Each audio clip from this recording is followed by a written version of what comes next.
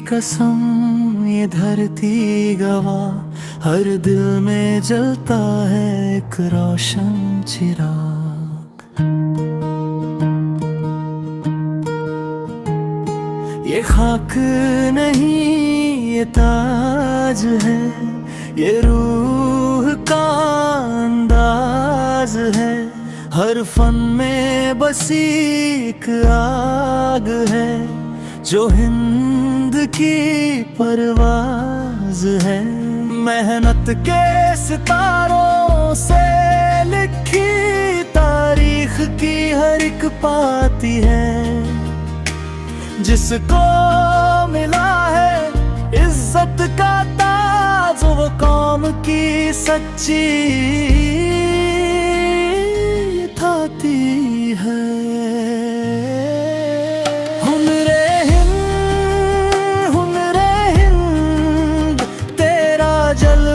आसमां से बुलंद हुनरे हिंद, तू रूए वतन तू नूरे हिंद।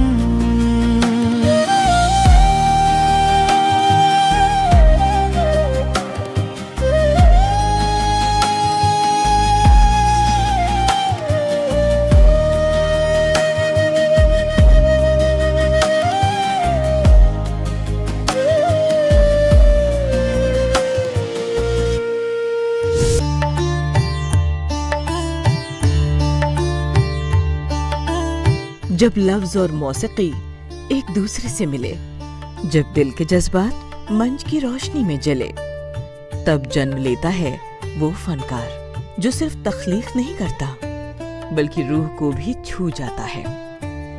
कुछ ऐसी ही दास्तान है पद्मश्री भारत गुप्त जी की, जो 1946 को उत्तर प्रदेश के मुरादाबाद में पैदा हुए, मगर उनका असर हिंदुस्तान और हिंदुस्तान के बाहर तक खूब फैला।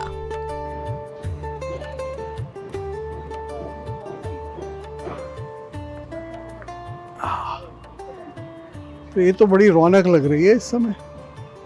नमस्ते नमस्ते। आपको पहली बार देखा है पर फेस्टिवल में? नहीं, मैं जरा आईजीएनसी में भी नहीं देखा। मैं इधर उधर घूमता रहता हूँ ना। अच्छा, बाहर और जगह फेस्टिवल की ओपनिंग करवाने गए थे। तो इस वजह से जब भी मैं आपकी बात बड़ी अच्छी लगती है। तो कहाँ सुनते हैं आप? आईजीएनसीए पे जब आप आते हैं। अच्छा अच्छा अच्छा अच्छा। हाँ, आईजीएनसीए में भी और दूसरी जगह भी। आपकी और सचिन रंगी की बात, दोनों की बात सुनकर एनलाइटेंड हो जाते हैं। आदाब, हुनर हिंद में आपका इस्तकबाल है। पद्मश्री प्रोफेसर भरत गुप्त एक ऐसा नाम जो सिर्फ भारतीय ड्रामा और थिएटर के लिए नहीं बल्कि आलमी सतह पर फन की नई बुलंदियों के लिए जाना जाता है। वह दिल्ली यूनिवर्सिटी में इंग्लिश पढ़ाते रहे, मगर दिल से एक फनकार है, संगीतकार है, रिसर्चर हैं और एक ऐसे रहनुमा हैं जिसने नौजवान फनकारों को सिर्फ सीखने की राह नहीं दी बल्कि उन्हें ख्वाब देखने और ख्वाबों की ताबीर तक पहुंचने की तरगीब दी।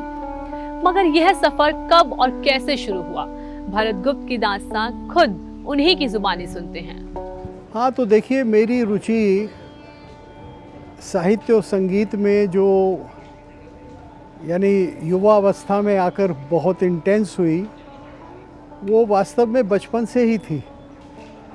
क्योंकि मेरे घर के अंदर निरंतर रोज़ तुलसीकृत रामायण का पाठ होता था और शास्त्रीय संगीत जो था वो निरंतर सुनने में आता था। हमारे घर में हमारे चाचा जो थे वो शास्त्रीय संगीत सीखते थे, अच्छे अच्छे कलाकार घर में आते थे, तो वो सब मेरे कान में था बहुत छोटी आयु से।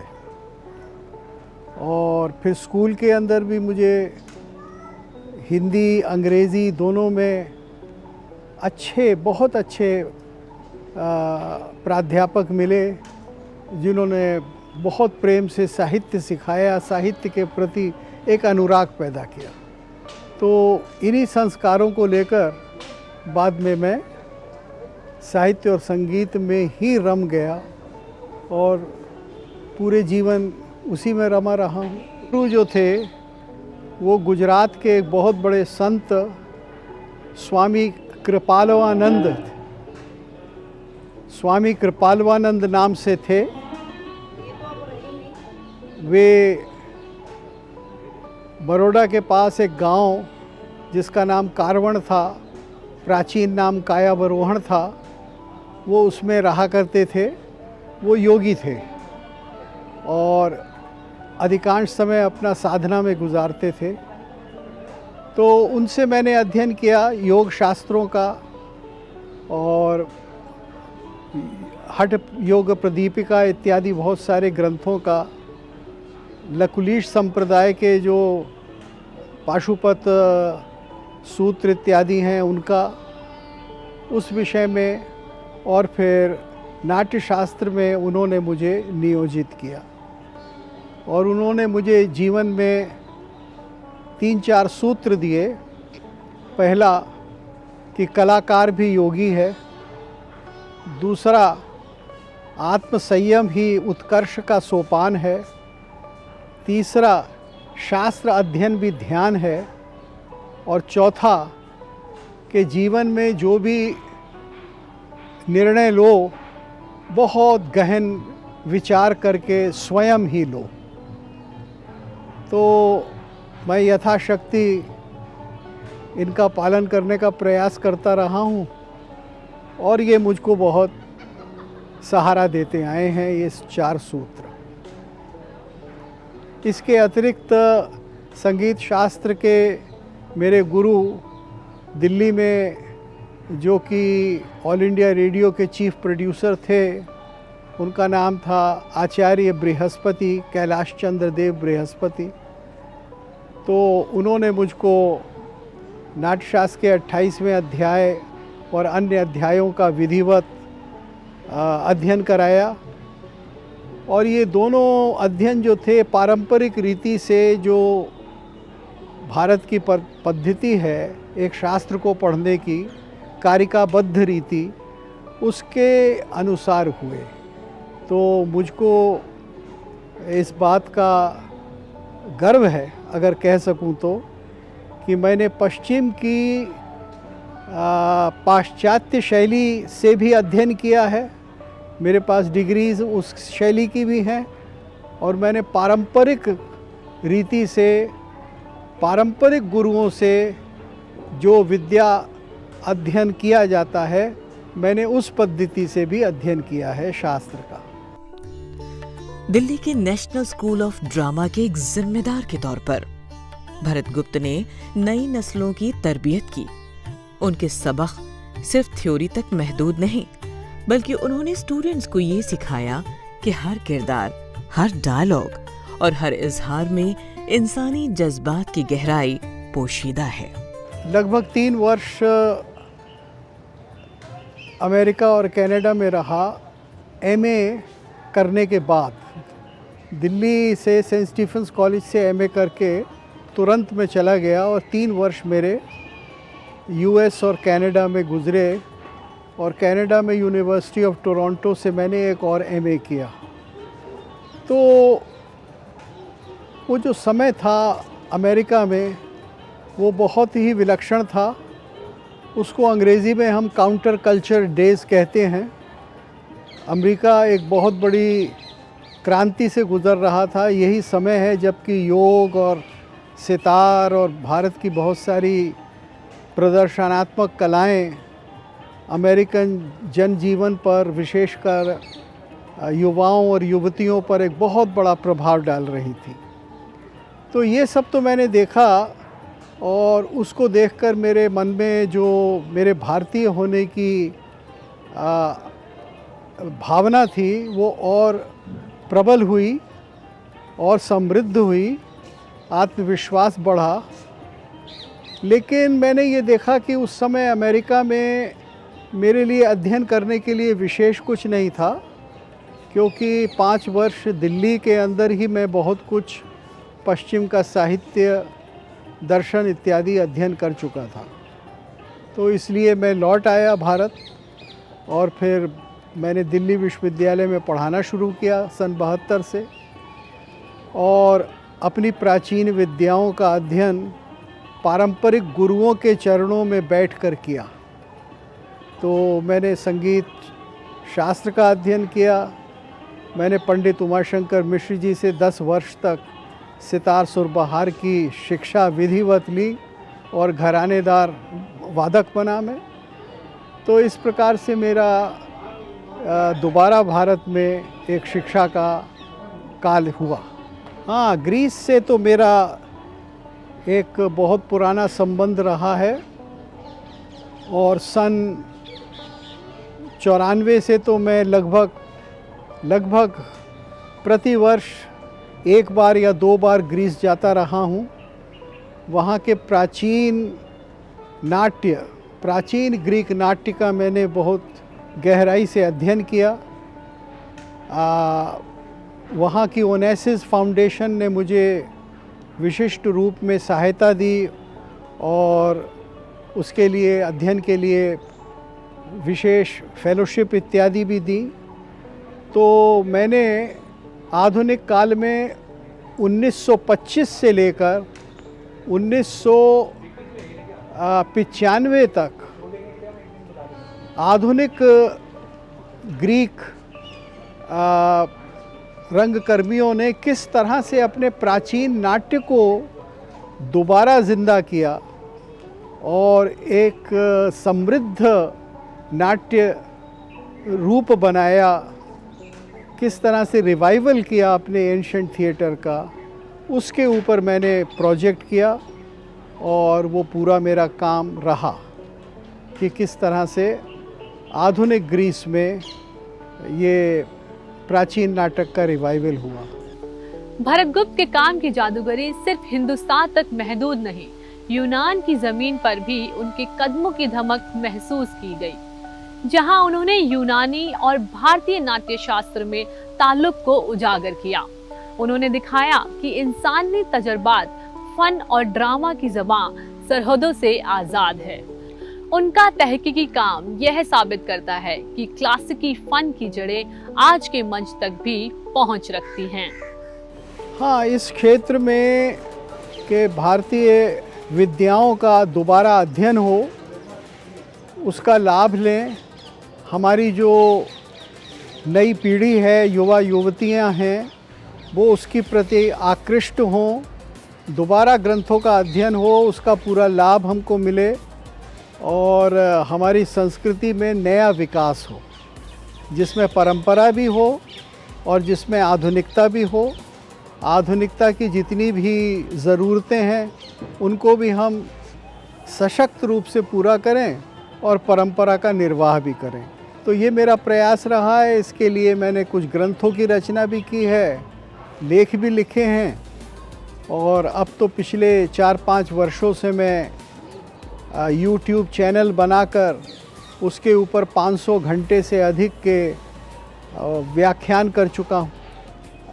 मेरे गुरु जिनका मैंने अभी ज़िक्र किया, स्वामी कृपालवानंद जी, उन्होंने अपने आश्रम के निकट ही भगवान लकुलीश की एक प्राचीन प्रतिमा जो खेतों में से प्रकट हुई थी, उसको पुनर्स्थापित करके एक भव्य लकुलीश का मंदिर बनवाया। और ये जो था वो प्राचीन शिल्प नागर शैली पत्थर का मंदिर बनवाया गया। तो उससे प्रेरित होकर मेरे मन में ये हुआ कि दिल्ली में भी ये काम हो, और दिल्ली में भी 700-800 वर्षों से पारंपरिक शिल्प का पत्थर का मंदिर कोई नहीं बन पाया है। तो सन 74 में मैंने एक संस्था की स्थापना की, श्री राम मंदिर समिति की, अपने परिवार के लोगों के साथ मिलकर और अड़ोसी पड़ोसियों के साथ अशोक विहार में। और फिर वहाँ वो उस योजना का सूत्रपात हुआ और वो 2 वर्ष पहले लगभग 42 वर्षों के बाद वो कार्य संपन्न हुआ। आज आप जाकर देख सकते हैं। इसके शिल्पी जो थे वो वही थे जिन्होंने सोमनाथ का नक्शा बनाया था सरदार पटेल जी के लिए, और बाकी बाद में बहुत सारे नक्शे जो भारत में बने, जो दिल्ली में बने, वो भी उन्हीं के द्वारा बनाए गए थे। और अशोक सिंघल जी को भी मैंने इनसे सोमपुरा जी से परिचय कराया था।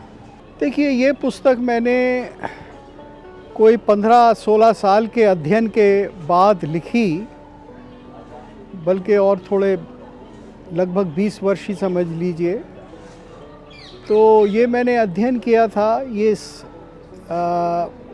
जिज्ञासा से कि मैं ये समझूं कि प्राचीन ग्रीक साहित्य में वास्तव स्थिति उनके नाट्य की क्या थी।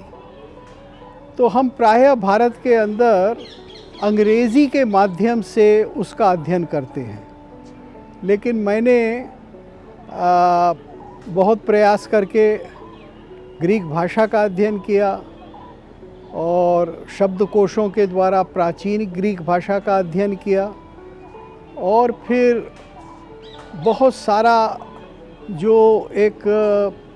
बहुत सारी जो सामग्री होती है इस विषय की, उसका अध्ययन करके लगभग 15 वर्ष में मैंने ये पुस्तक लिखी, जिसमें ये दिखाया कि प्राचीन ग्रीक नाट्य और प्राचीन भारतीय नाट्य में अत्यधिक समानता है, और ऐसा नहीं है कि वो वेस्ट है और हम ईस्ट हैं, जैसा कि अधिकांश लोग भारत में मानते थे पहले, और अब तो नहीं मानते, विशेषकर मेरे कार्य के बाद। तो उस धारणा का मैंने निराकरण करा, और यही मेरे पुस्तक की अवधारणा है। हीरोप्रैक्सिस का अर्थ होता है एक पवित्र कार्य। ये ग्रीक शब्द है। हीरोस का मतलब होता है कि कोई धार्मिक बुद्धि से किया हुआ पवित्र कार्य, और प्रैक्सिस का मतलब होता है कर्म। तो जो रंग कर्म हमको देवी देवताओं से जोड़ता है, जो दिव्य से जोड़ता है, जो मनुष्य और दिव्य को आपस में संबंधित कर देता है, उस प्रकार के नाट्य को हीरोप्रैक्सिस कहते हैं। तो मैंने इस शब्द को रचा है। शब्द ग्रीक शब्द है, लेकिन ये जो धारणा है कि नाट्य ऐसा होना चाहिए कि उसमें तीनों लोक के जीवन का दर्शन हो, और यही हमारे भारत के अंदर प्रस्थापित धारणा है। नाट्य शास्त्र में भी यही धारणा प्रस्थापित की गई है। भरतगुप्त की खिदमतों की बदौलत हजारों नौजवान फनकारों ने अपने ख्वाबों को हकीकत का रंग दिया। हर फनकार और हर स्टूडेंट जो उनके ज़ेर साया आया, उसने सीखा कि फन सिर्फ दिल का इजहार नहीं, बल्कि समाज की अक्कासी, कल्चर की हिफाजत और क्रिएटिव सोच का सरचश्मा है। और इसी खिदमत के एतराफ में हुकूमत ने पद्मश्री से उन्हें नवाजा। ये एजाज सिर्फ एक मेडल नहीं, बल्कि एक पहचान है उस फनकार की जो सदियों तक याद रहेगा, जिसने इल्म, रिसर्च और फन को एक साथ जोड़ा और दुनिया को दिखाया कि इंडियन फाइन आर्ट की मिरास किसी भी वर्ल्ड स्टैंडर्ड से कम नहीं। NSD या राष्ट्रीय नाट्य विद्यालय हमारे देश का एक भूषण है। हमारे देश की शिक्षा संस्थानों में अति उत्तम संस्थान है। इसने अपने आप को समाज के लिए बहुत उपयोगी सिद्ध किया है। सब जानते ही हैं कि यहाँ से कितने कलाकार निकले हैं, और नाटक के क्षेत्र में कितना व्यापक कार्य यहाँ हुआ है। अब मुझको सिर्फ यही आशा है, मैं इससे जुड़ा हुआ हूँ। एक विजिटिंग प्रोफेसर के रूप में मैं यहाँ सन 86 से आता रहा हूँ। तो मेरी यही कामना है कि आधुनिक काल में नए नए प्रयोग हों। यहाँ रंगमंच पर परंपरा को नवीन बनाया जाए, और हमारा जो प्राचीन नाटक था, जो भरत मुनि की परंपरा का नाटक है, जो पूरा का पूरा रंग विधान था जिसको हम नाट्यशास्त्र में पढ़ते हैं, उसको दोबारा जीवंत किया जाए नए नए प्रयोगों से, नए नए प्रयासों से। और विश्व के अंदर जो हो रहा है उसके प्रति भी हम सचेत रहें, उसको हम जोड़ें, और मुझे विश्वास है कि यहाँ ऐसा होगा। देखिए, मैंने जो कुछ लिखा है, बोला है, भाषण दिए हैं, व्याख्यान दिए हैं, तो मैं समझता हूँ कि जो विशिष्ट मेरा एक योगदान रहा है वो इस क्षेत्र में रहा है, ये दिखाने के लिए कि भारत का और यूनान यानी ग्रीस का जो प्राचीन नाट्य था वो एक दूसरे से बहुत भिन्न नहीं थे, वो एक दूसरे के बहुत नज़दीक थे, क्योंकि प्राचीन काल में भारत का जो वैदिक जीवन और वैदिक मूल्य थे वो ग्रीस की जो संस्कृति थी, प्राचीन संस्कृति, होमर और उसके बाद नाट्यकारों के युग तक की, उस संस्कृति में भी जो जीवन की पद्धति थी, जो मूर्ति पूजा और दिव्य की उपासना और समाज में दिव्य को निरंतर देखना, ये सारी चीज़ें बहुत समानता रखती थी। और हमने इनकी ओर ध्यान नहीं दिया है। हमने ये मान लिया है कि ग्रीस जो है वो पश्चिम था, तो वास्तव में पश्चिम तो यूरोप में जो संस्कृति 14वीं शताब्दी के बाद हुई वो है पश्चिम, जो कि उपनिवेशवादी लोग हैं और आज भी उपनिवेशवादी बनना चाहते हैं और उस प्रकार का जीवन जी रहे हैं। प्राचीन ग्रीस जो था वो हमारी भारतीय संस्कृति के कहीं अधिक निकट था। तो इसी पर मेरा ग्रंथ है dramatic concepts Greek and Indian, जिसमें ये सिद्धांत प्रस्थापित किया गया है नाट्य के क्षेत्र में। जब भरतगुप्त की आवाज मंच पर गूंजती है, हर दिल एक धुन बन जाता है, हर नजर एक जज्बा पा लेती है और हर रूह में यह यकीन जागता है कि फन और इल्म की रोशनी कभी मांद नहीं पड़ती। आज के एपिसोड के लिए सिर्फ इतना ही। मिलते हैं अगले एपिसोड में एक नए हुनर, नई शख्सियत और नए पद्मश्री के साथ। जय हिंद, जय हुनर हिंद।